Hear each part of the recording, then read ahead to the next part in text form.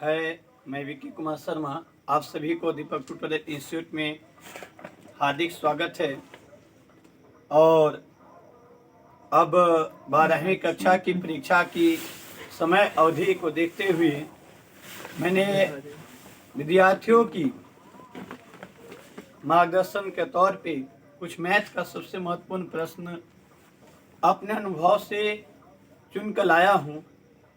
और इस टाइप के प्रश्न हमेशा पूछता है, कभी 2 अंक में पूछेगा, कभी 3 अंक में पूछेगा और कभी 5 अंक में पूछेगा।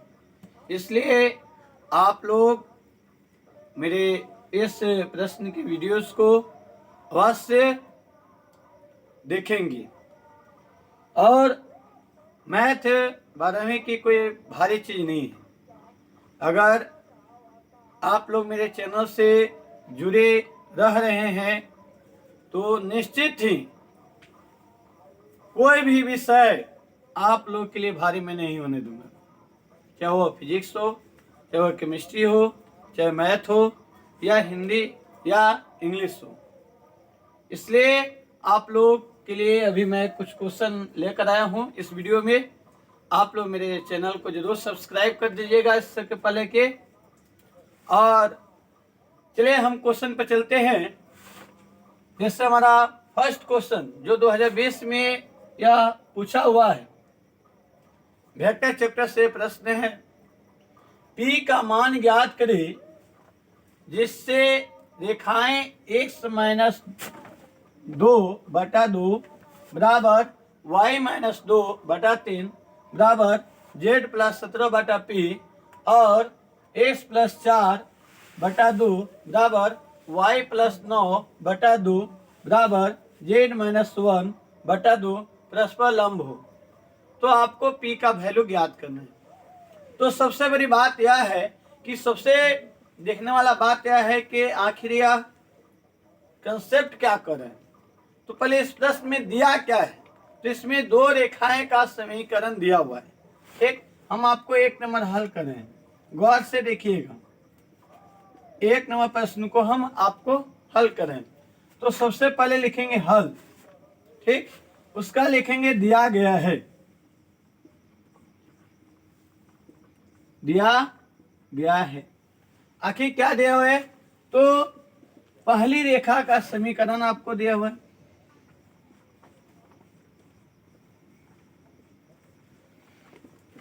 पहली रेखा का हमारा समीकरण दिया हुआ है। क्या है पहली रेखा का समीकरण? x-1/2 इक्वल टू y-2/3 और z+17/p। ये हमारा पहला रेखा का समीकरण दिया हुआ है। अब इस समीकरण से हम लोग क्या करेंगे कि L1, M1 और N1 का मान निकालेंगे। तो बात आता है कि L1, M1, N1 का मान आखिर क्यों निकालेंगे, आखिर इसको हम क्यों निकालेंगे? तो इसलिए निकालेंगे क्योंकि परस्पर लंब होने का, रेखाओं का परस्पर लंब होने का शर्त होता है सदिश में L1 into L2 plus M1 into M2 plus N1 into N2 equal to 0 होता है। तो इस फॉर्मूला को लेकर हम लोग आराम से, तो इसको फॉर्मूला को हम लोग कंसेप्ट, पहले बात मैथ को बनाने से पहले आप लोग फॉर्मूला को बहुत जरूरी से याद, मैंने उसको इम्पोर्टेंट समझ लीजिए। तो हर चैप्टर का फॉर्मूला आप लोग पहले याद करें, तभी आप लोग से मैथ बनेगा, अन्यथा नहीं बनेगा। चलिए, तो पहली रेखा के समीकरण से हमने L1, M1 और N1 ज्ञात करेंगे। तो भाई L1, M1 और N1 होता क्या है? तो L1 जो होता है आपका फर्स्ट हर वाले समीकरण का जो फर्स्ट हर में जो होता है वह L1 का मान होता है। तो L1 का मान हमारा 2 दिया है, M1 के मान हमारा 3 है। यहाँ पर देखेंगे गौर से, यही हमारा जो है L1, M1 और N1 का मान होगा, और N1 का मान हमारा P है। ठीक उसी प्रकार से हमारा दूसरी समीकरण पर चलेंगे। दूसरी रेखा की समीकरण से। तो दूसरी रेखा के समीकरण से जब चलेंगे तो हमारा क्या मिलेगा बाबू, तो x प्लस 4/2 और y plus 9/2 equal to z minus 1/2। ये आपको दिया हुआ है दूसरा समीकरण। तो इससे भी आप ज्ञात कर लीजिए, L2 का मान 2 होगा, M2 के मान 2 और N2 का मान भी हमारा क्या होगा, 2 होगा। यानी हर में जो भी डिजिट होगा वो हमारा L1 M1 और N2 का मान होगा। इस प्रकार से हमें परस्पर अब लंब होने, यहाँ पर आपका रेखाओं का परस्पर लंब होने को कह रहे हैं। तो रेखाओं का परस्पर लंब होने का शर्त क्या होता है, रेखाओं का परस्पर लंब होने का शर्त होता क्या है ना। तो इसका शर्त तो क्या होता है भाई, सबसे पहले जानेंगे। तो इसका शर्त होता है L1 into L2 plus M1 into M2 plus N1 into N2 equal to 0। ये आपका फॉर्मूला होता है, आप लोग को हम लिखवाए भी हैं। और इसी में हम लोग मान को क्या करेंगे, पुट करेंगे। तो L1 का मान हमारा स्पष्ट दिखाई दे रहा है 2, L2 का मान भी हमारा 2, M1 के मान हमारा 3, M2 के मान हमारा 2, N1 का मान हमारा P है और N2 के मान हमारा क्या है, 2 है। इक्वल टू हमारा क्या होगा, 0। 2 में 2 से आप गुना करिएगा तो आएगा कितना, 4। 3 में 2 से गुना करेंगे 6। 2 में P से गुना करिएगा 2P इक्वल टू 0। देखिए मैथ बोलते नहीं है कि मैथ कोई भारी है ही नहीं, मैथ तो हवा हवाई है, बिल्कुल दवा की तरह जो है मैथ आपका सेट करता है। लेकिन हाँ, उसके लिए concept, calculation at the formula complete रहिए। देखिए आप आराम से बन जा रहा है कि नहीं। 6 व 4 कितना हमारा होगा बाबू, 10। 2P इक्वल टू 0 प्लस है, आधी चीज की हो जाएगा। तो अब हमारा आराम से ज्ञात हो गया, यहाँ से P इक्वल टू माइनस 10/2, यानी कि हमारा 5, P का वैल्यू हमारा आ गया -5। यही हमारा क्या हुआ, आंसर हो गया।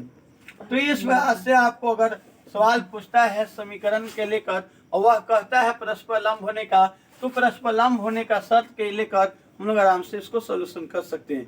और ये आपको पूछेगा भी तो मैं आपको बता देता हूँ कि यह 3 नंबर है, नहीं तो 5 नंबर में ये पूछेगा मैथ में। चलिए हम अगले क्वेश्चन को लेकर चलते हैं। क्वेश्चन नंबर हम लोग का 2 क्या है उसमें भी देख लेते हैं। हल दिया गया है, इसमें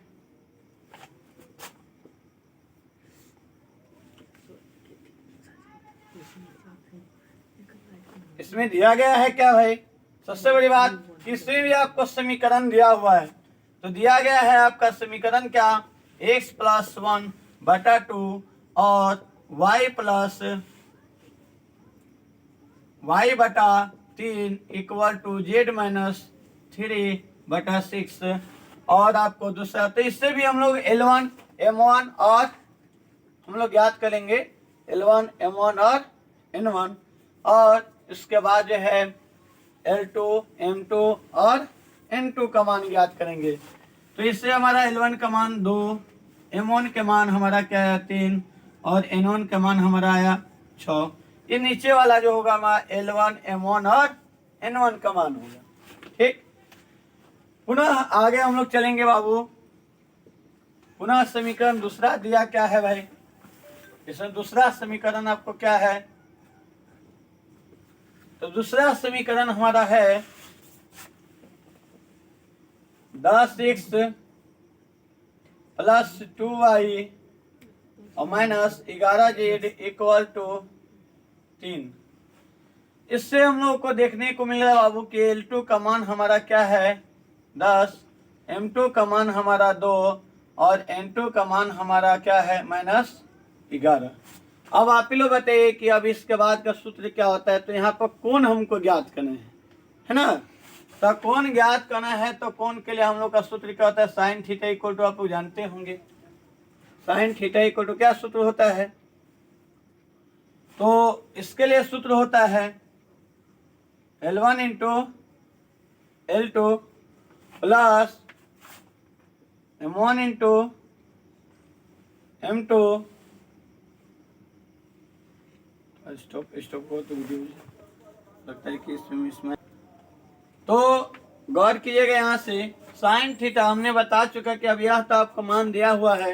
अब L1 into L2 plus M1 into M2 plus N1 into N2 बटा रूट अंडर L1 का होल स्क्वायर प्लस M1 का होल स्क्वायर प्लस N1 का होल स्क्वायर। यह फॉर्मूला आपका होता है गुणे L2 का होल स्क्वायर प्लस M2 का होल स्क्वायर और प्लस M2 का होल स्क्वायर। ये आपका फॉर्मूला होता है। ठीक, ऐसे फॉर्मूला पर हम लोग मान को क्या करेंगे, पुट करेंगे तो आसानी से हम लोग को मालूम चल जाएगा। तो देखिए कैसे अब यहाँ पर हम मान को कल रखेंगे और कुछ नहीं, क्योंकि हमें मान आराम से ज्ञात हो गया है बाबू, तो समझिए कि कोई टेंशन नहीं है। L1 का मान आपको दिखाई दे रहा है, L1 का मान आपको 2 दिया है, तो L1 का मान 2 है तो 2 लिखेंगे ही। L1 का मान आपको 2 दिया है तो 2 होगा ही। इसके बाद जो है L2, तो L2 का मान हमारा क्या है देखेंगे यहाँ पर, तो क्या है हमारा 10 है, जोड़ है तो जोड़ है। उसके बाद क्या है आपका M1, तो M1 का मान हमारा स्पष्ट दिखाई दे रहा है क्या चीज 3 है, तो M1 का मान हमारा 3 होगा ही। और M2 का मान हमारा 2 है। उसके बाद N1 का मान हमारा 6 है और N2 का मान -11 है। तो ये हम इसमें कुछ नहीं कहे, ये आपका फॉर्मूला ने क्या किया, माना, यहाँ पर मांगा, उस मान को हमने उसके स्थान पर पुट कर दिया है। और उसके पुट करने के बाद यहाँ बाटा करे तो बाटा दे देंगे, फिर इसका रूट करे तो रूट दे देंगे। L1 का होल L1 का स्क्वायर करे तो L1 का स्क्वायर करे तो L1 का स्क्वायर, तो L1 का मान क्या हमारा है 2, L1 का मान आपको 2 है। जोड़ M1 का रहा है तो M1 का मान हमारा क्या है 3 है। N1 का मान आपका क्या है 6। इसी प्रकार से आपका L2 का मान देखा जाए तो L2 का मान हमारा कितना है 10। M2 का मान हमारा देखा जाए 2 और N2 का मान देखा जाए तो 11। अब आप लोग आराम से हम लोग क्या कर सकते हैं, इसका मान ज्ञात कर सकते हैं। गुना तो सभी को आता होगा, 10 में 2 से गुना करेंगे हमारा कितना आएगा बाबू 20 आएगा, है ना। अब इसके बाद 3 में 2 से गुना करेंगे तो 3 में 2 से गुना होगा तो 6 आएगा और 11 6 कितना होगा हमारा 66 होगा। उसके बाद जो है फिर हम क्या करेंगे, इसका स्क्वायर करेंगे तो 2 का स्क्वायर करेंगे तो बाबू कितना हमारा आएगा 4। 3 का स्क्वायर करेंगे तो हमारा कितना आएगा 9। 6 का स्क्वायर करेंगे तो हमारा कितना आएगा 36। अब इसके बाद फिर हम लोग क्या करेंगे बाबू 10 का स्क्वायर करेंगे तो 10 का स्क्वायर कितना होगा 100 होगा। और 2 का स्क्वायर कितना होगा 4 होगा और 11 का स्क्वायर कितना होगा 121 होगा। इसके बाद जो है हम लोग देखेंगे, इसके आगे भी हल करेंगे तो हमारा क्या मिल रहा है उसको देख लेते हैं। अभी देखिए समान चिन्ह है बाबू, प्लस प्लस है तो जोड़ते हैं। हम लोग बहुत पहले ही क्लास में पढ़े 20 और 6 कितना होगा हमारा 26 होगा और घटाओ हमारा 66 होगा। इसको जोड़ेंगे तो हमारा क्या आएगा 49 होगा और या इसको जोड़ेंगे तो हमारा एक जोड़ आएगा तो बाबू 100 कितना आएगा हमारा 16, यानी कि 104 यानी 121 और 4 125 और 25 और 100 यानी कि 225 आएगा। जोड़ोगे तो बाबू आपको 200 कितना आएगा 25। इसको भी आप क्या करो घटा दो बाबू, तो घटा दोगे तो माइनस कितना होगा बाबू, माइनस कितना होगा, माइनस वाले चिन्ह ज्यादा है तो उसके लेकर माइनस साइन होगा। उसका 6 में से 6 घटेगा तो 0 होगा, 6 में से 2 घटेगा तो हमारा 4 होगा। अब इसको वर्गमूल निकालो, 49 का वर्गमूल कितना होता है 7 और 225 का वर्गमूल कितना होता है 15। ये हम लोग आराम से ज्ञात कर सकते हैं वर्गमूल। वर्गमूल आप लोगों को सिखाया भी गया होगा 8 क्लास को लेकर। अब देखिए यहाँ से यह माइनस में है बाबू, ये पहले इसको क्या करो कि काट दो, काट दोगे तो क्या होगा 3 पचे 15, 8 पचे 40, हम लोग को आ गया मपांक माइनस 8/70 के 21। मपांक में रहता है माइनस में रहता है साइन, तो वह प्लस में हो जाता है। वह हमारा क्या चीज में हो जाता है बाबू? प्लस में हो जाता है। कहने का माने 8 क्या होगा 21 हमारा साइन थीटा का मान आ गया, यानी साइन थीटा इक्वल टू 8/21।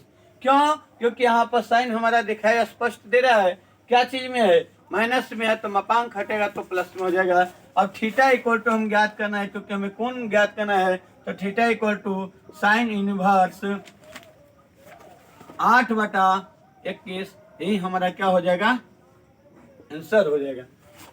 अब इस प्रकार से हम आप लोग को बता दूं कि देखिए मैथ जो है कोई आपके लिए इसमें भारी नहीं है, केवल आपका क्या होना चाहिए कि फॉर्मूला कंसेप्टेड आपका क्लियर हुआ।